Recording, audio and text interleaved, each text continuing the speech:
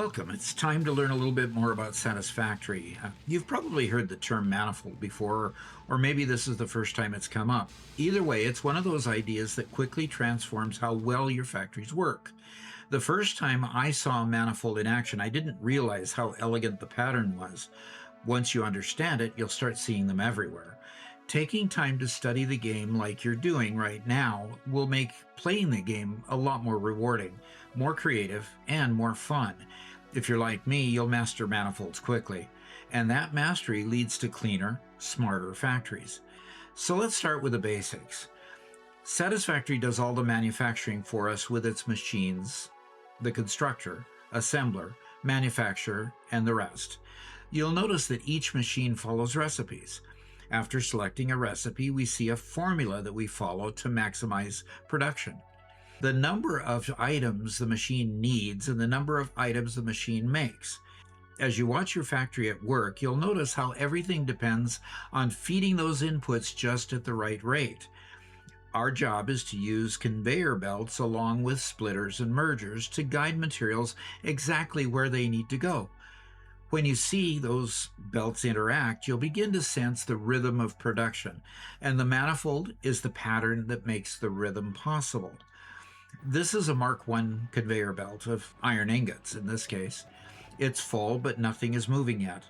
This belt can carry 60 ingots per minute, and behind it we have a row of constructors making iron rods.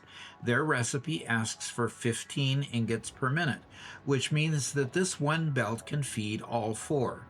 Let's make that happen. Place a splitter on the conveyor by holding control while pointing to the front of the first constructor. It will snap into place and give you a dashed line. That's the game telling you that it's aligned. Then build a short belt from the splitter to the machine. You'll see the flow begin immediately. Each machine can hold up to a single stack of items, in this case 100 ingots, so the iron will keep moving into the machine until its buffer is full. While that happens, place 3 more splitters for the remaining constructors and remove the rest of the conveyor after the final splitter.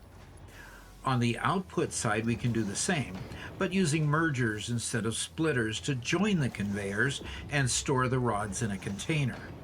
As the manifold fills, watch each machine's light shift from yellow to green as it starts receiving ingots. This pattern, the slow wave of green, often makes players wonder, why do the end machines take so long to start working? Well, let's take a closer look at the first constructor. Remember the buffer we mentioned earlier?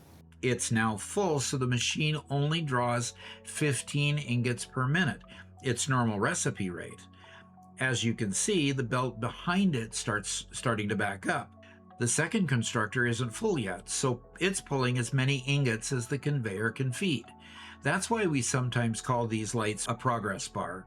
They show not only which machines are active, but how far the manifold is filled.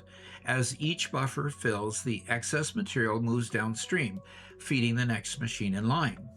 Give it a minute, and every machine will be running.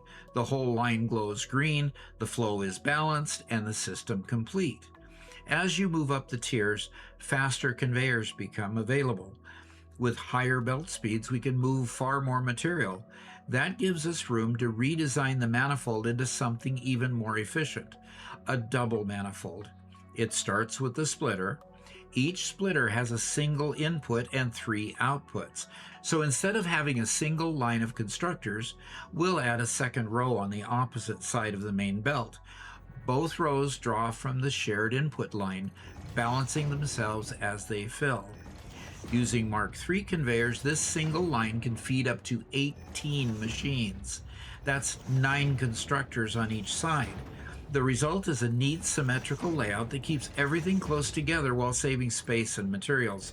This design is what players call a double manifold. The double manifold becomes the foundation for most factories, all the way to the end game. As you work through the tiers, the complexity increases, but because you've already learned the basics, each new challenge becomes easier to handle. One of the first challenges arrives at Tier 2, when you unlock the assembler. It needs 2 inputs. In a double manifold, the floor space around the machines is already occupied, so it's natural to wonder how to supply that second ingredient without turning everything into a tangle of belts. The answer is simple: the stackable conveyor pole. Before running your main conveyor line, place a stackable pole at each end of the manifold. Run one belt along the ground and a single belt attached to the top of the poles. Then attach your splitters as usual. Both belts will reach the assembler cleanly, and your layout stays organized. The manufacturer takes this idea further. It has 4 input ports instead of 2. We'll use the same approach: stackable poles zooped up 3 high, 1 belt per layer. But that introduces 2 new problems. The belts don't easily bridge that height difference, and the splitters won't snap into place when they're much higher than the machine. Let's solve the splitter issue first. Instead of placing the manufacturer directly on the ground, press H before building it, then hold the shift and tap the up arrow. This lifts the hologram into the air. Raise it until the input ports line up with the height of your third conveyor. Now place all 4 splitters. They'll snap correctly. Then dismantle the floating manufacturer and place it on the ground where it belongs. The first 2 belts connect normally. For the upper layers, attach conveyor lifts to the manufacturer and raise them up to meet the higher splitters. Once the lifts are in place, the entire system connects smoothly. Mastering the manufacturer means that you've learned the most complex input system in the game. From there, the remaining cases are much easier to handle. Blenders belong to a group of machines that use both solids and fluids.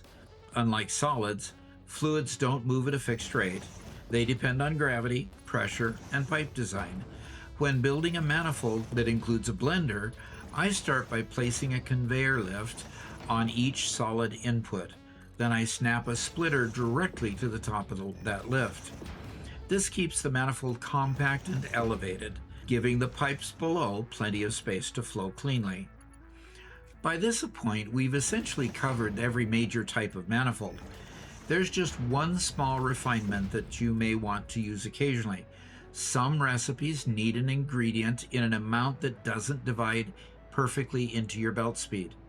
When that happens, the last machine in the line may flicker as it receives material unevenly. A simple fix is to research overclocking in the MAM and underclock that final machine. Dial it down until its consumption rate matches the supply exactly. The light stays green and the whole line runs smoothly. And with that, you've learned every major pattern behind manifolds: single, double, stacked, and hybrid. Once you understand how they work, you can scale almost any design in the game. As you build more factories, you'll start seeing where these patterns fit naturally, and where your own ideas can take over. That's the real reward of Satisfactory, the moment when your factory stops being a collection of machines and starts becoming something you understand instinctively. Thanks for watching. If this helped you, feel free to explore the other tutorials in the series. There's always another system to master. We'll see you in the next one.